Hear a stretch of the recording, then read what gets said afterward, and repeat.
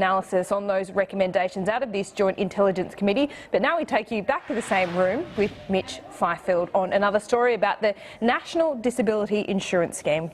One of the heartening things up until this point has been the bipartisanship that all parties have demonstrated in relation to the NDIS.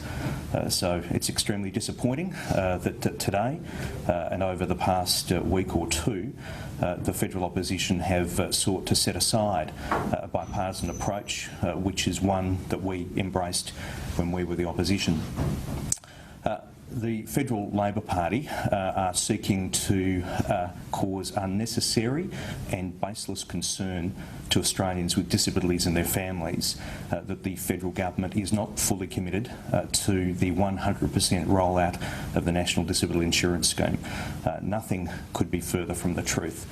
We currently have 7 trial sites operating around Australia with about 18,000 people with disability receiving packages through the NDIS and the better deal that they deserve. We're working extremely hard on the rollout for the NDIS to have full national coverage and ultimately support around 460,000 Australians with significant disability. Now, there are 2 lies that Labor are putting forward at the moment.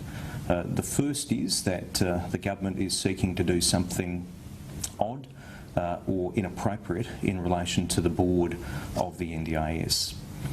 It's a fact that all current NDIS board positions expire in the middle of next year. That's the time frame that the previous government made in relation to those appointments. Now, it's not good corporate governance to have all board positions expiring on the one day. Nevertheless, that's the situation that we're in. If the government was to do nothing in relation to board appointments, then we would not have a board from the middle of next year. So what I have embarked upon is a process of consultation with the states and territories to lay out a process to look at the appointment of a new board from the middle of next year. What we are seeking to do is to have a board that is a mix of current members and also new members. This is an extremely important project.